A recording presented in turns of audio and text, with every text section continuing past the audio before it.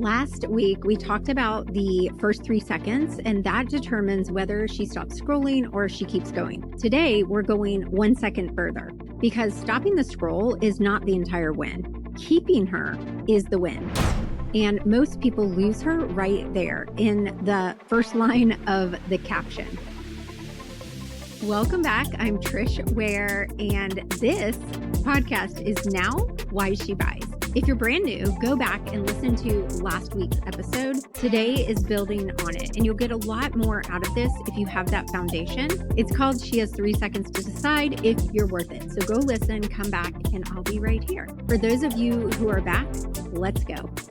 So here's something I notice every single time I do a content audit with a client, every time without fail. A lot of them have figured out the hook and maybe their visual is strong. The first frame of their reel stops the scroll. They've done that work. And then I get to the caption and the first line says something about them. Okay. That right there is a huge mistake. You've gotten her to stop scrolling. She gave you her attention and you open with you. And I'm not saying this to be like harsh. I get it, but they don't care about you. And I understand this thought of like, but I have to prove to her that I'm the expert. But I want to save you the time of figuring out that that doesn't work if your buyer is a mom or a parent or a consumer. The hook and the first caption line do two completely different jobs. And most people treat them like this little cohesion thing, but they're not. The hook stops her scroll. It answers the question, is this about me? The first caption line keeps her reading, but it answers a different question. She's asking like, is this worth my time? And that is not the same question. And they require a different answer. Let me tell you what's happening in her brain when she stops scrolling. So one of the things I want you to think of, and if you're watching the video, you're going to see me, I'm drawing a Z. So the hook,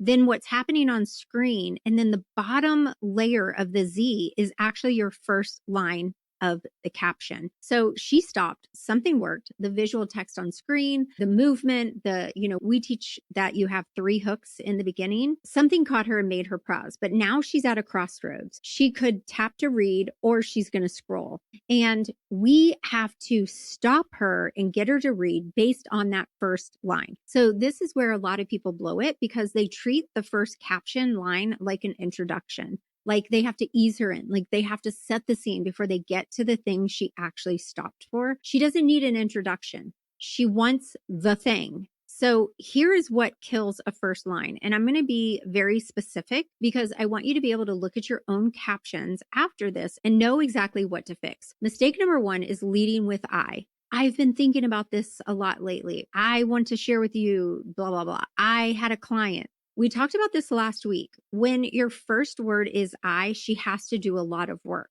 She has to figure out if your experience connects to her. She has to figure out if your teaching connects to her, and she's not going to do the work. She's going to scroll. The second mistake is like a generic setup. As a mom, you know how hard it can be, or motherhood is beautiful but exhausting. Running a business while raising kids is a lot. Yes, those things are all true. They are also true for all the people in your niche. And when something applies to everyone, it feels like it applies to no one specifically. She reads it and she thinks, yeah, sure. And she keeps going. Mistake number 3 is leading with your credentials. Again, this is about you, not about her. So you could say something like, with 10 years of experience as a IBCLC or as a certified postpartum coach, I've worked with hundreds of moms who, whatever it is, this is a no-no too. She does not care yet. She'll care after you've earned the right for her to care. The first line is not where you establish authority. It is where you establish that you see her. So what does a first line actually need to do? It needs to sound like her inner monologue. Like, what is she saying to herself? That's it. That is the whole secret. When your first line reads like something she has already said in her head or said to her bestie or said to her sister at 2 a.m., a thought she had when she maybe was alone and hasn't even voiced it to her partner, or a feeling she's been carrying that she doesn't have the language for, she will not be able to look away. Because now you are not just someone she stumbled across, you are someone who gets it. And getting it is the beginning of trust. And trust is the beginning of buying. So here is what you do instead. You go back to your BFB, your best fan ever. So if you're hanging out with me, that's your ideal client, the one specific person that you're writing to, and you get into her day. Hers, not all moms, hers. What is she thinking before her feet hits the floor? What did she say to herself in the shower? What moment this week made her feel like she is not a good mom? That is your first line. I'll give you one from my world. I was working with someone who helps moms navigate big emotions, like toddler meltdown behavior stuff. And she kept writing things like, toddler tantrums can feel overwhelming for any parent.